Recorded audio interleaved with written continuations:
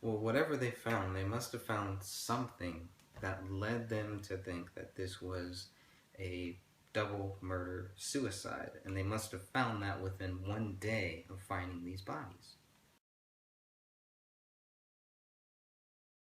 here.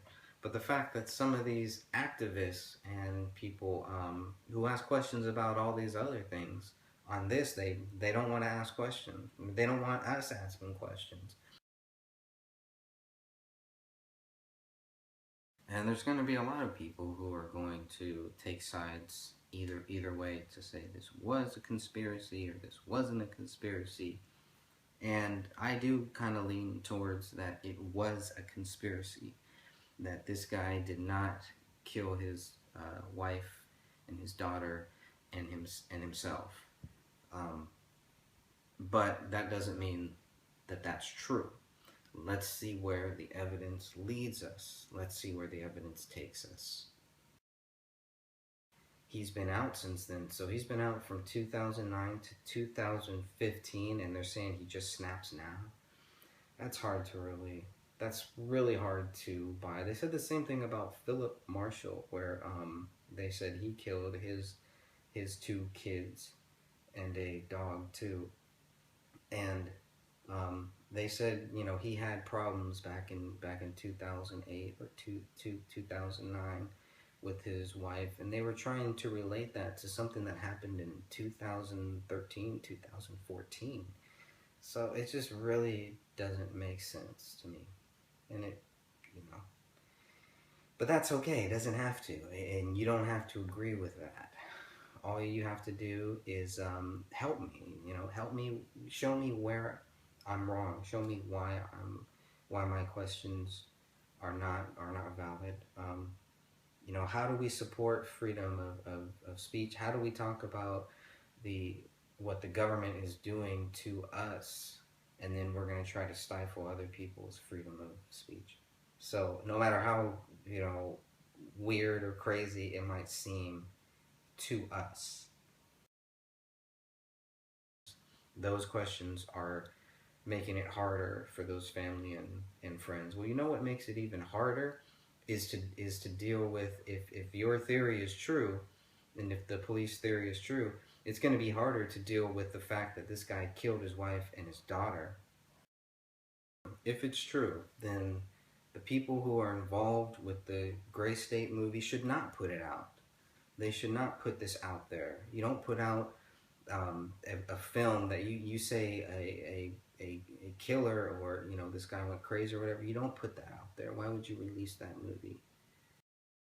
We don't want to put a person like that in a positive light, because there's nothing positive there, no matter what the reason is. Okay, you will find many cases of people on PTSD that do not do these calculated things. This was a calculated murder.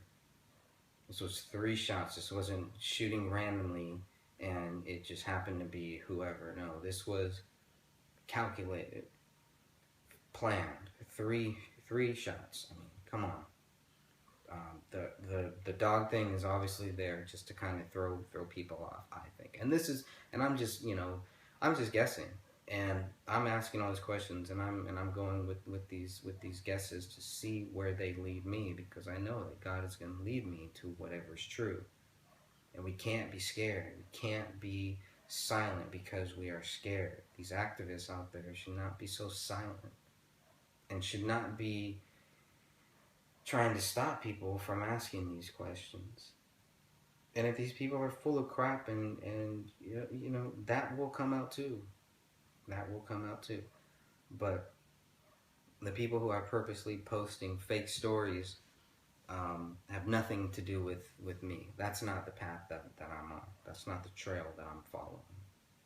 The trail that I'm following is truth. And we will get there. We will never forget. Never.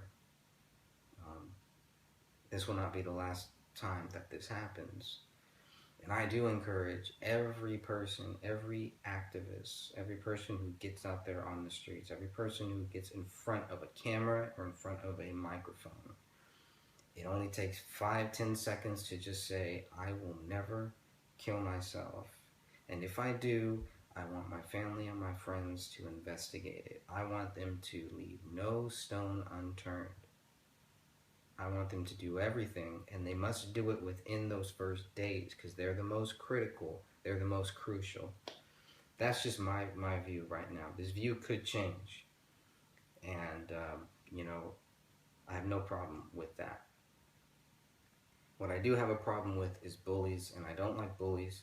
I don't like people who try to bully me into believing what they want to believe. If you want to believe that, you can believe whatever you want. Don't try to force me to believe your view, and don't think that I'm disrespecting you or the family or any friends because of my view, because of my questions.